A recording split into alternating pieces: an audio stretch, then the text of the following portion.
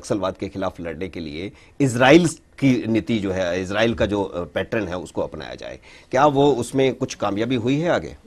बिल्कुल हुई है। मैं काफ़ी स्टडी करके आया हूँ, बातचीत करके आया हूँ।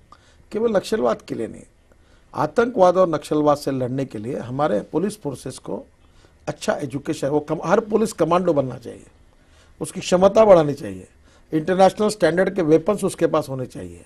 अभी एक 5000 6000 फीट पर पायलट न होते विमान जाकर सब जानकारियाँ लाते, इंटेलिजेंस इंप्रूव करना चाहिए।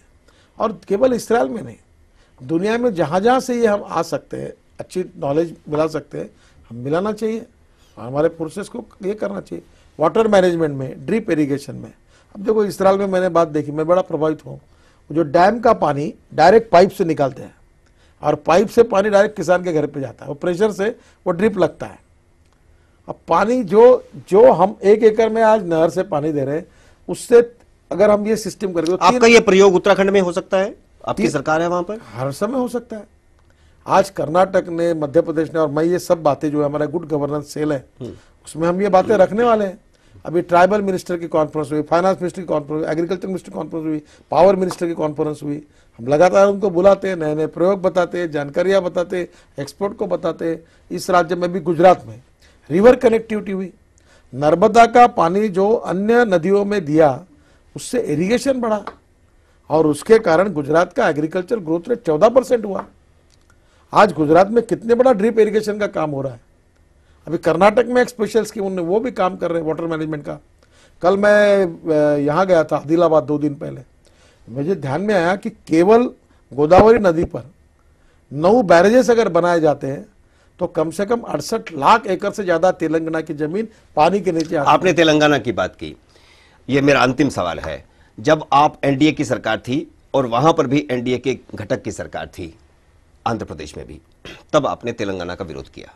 जब आप विपक्ष में आ गए तो आपने तेलंगाना का समर्थन किया। क्या स्थिति है आपकी पार्टी की कि सत्ता हो तो मत और विपक्ष हो तो थोड़ा मत और? सुधारना चाहता हूं। हमने तेलंगाना का उस समय भी विरोध नहीं किया, उस समय भी हम तेलंगाना के साथ थे और हमने उसका पब्लिकली समर्थन किया है। और छोटे राज्यों के बारे में भारतीय जनता पार्टी की भूमिका पॉजिटिव है। ये बात सच है कि छोटा राज्य निर्माण करने के लिए पार्लियामेंट में जो बहुमत चाहिए था वो हमारे पास नहीं था। लेकिन अगर उस समय अगर कांग्रेस पार्टी अगर तेलंगाना, विदर्भ के लिए सपोर्ट करने के लिए तैयार हो जाती तो हम करते। और आज भी मैं आपको बता रहा हूं, लेकिन आंध्र प्रदेश में उस समय एनडीए की सरकार थी।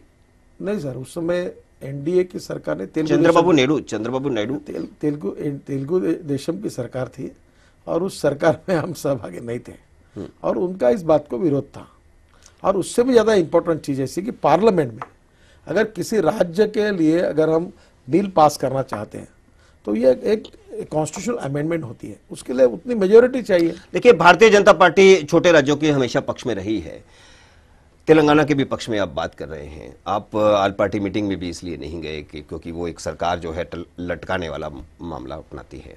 आपकी विदर्भ पर क्या राय है? आपकी बुंदेलखंड पर क्या राय है? आपकी पूर्वांचल पर क्या राय है? आपकी हरित प्रदेश पर क्या राय है? गोरखालैंड पर क्या राय है? देखिए, सबसे पहली जो बात है, जो विषय हमने अभी तक अध्ययन किए हैं, उनमें से बहुत से राज्यों के बारे में, छोटे राज्य होने के बारे में हमारी भूमिका पॉजिटिव है। और वहाँ की जनता अगर चाहती है, जैसे उदाहरण के लिए मैं आपको एक ही बात बताता हूँ, अटल जी के कार्यकाल में हमने 3 राज्य बनाए, उत्तराखंड बनाया, छत्तीसगढ़ बनाया और झारखंड बनाया। आज तीनों राज्य प्रगति और विकास की ओर बहुत आगे निकल गए। छोटे राज्य बनाने का फायदा हुआ। हमने यशस्वी रूप से छोटे राज्य बनाए। कांग्रेस ने आंध्र का कैसा किया, सुबह एक का शाम को बदल गए और पूरे झगड़े लगा दिए वहां।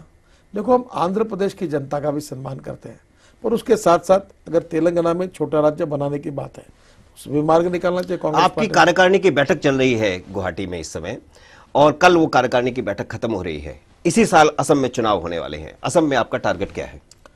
देखो, आसाम में हमारा टारगेट है कांग्रेस विरोधी सरकार आए और जो कांग्रेस को विरोध करना चाहते हैं उन पार्टियों को साथ में लेकर जाने की हम कोशिश करेंगे।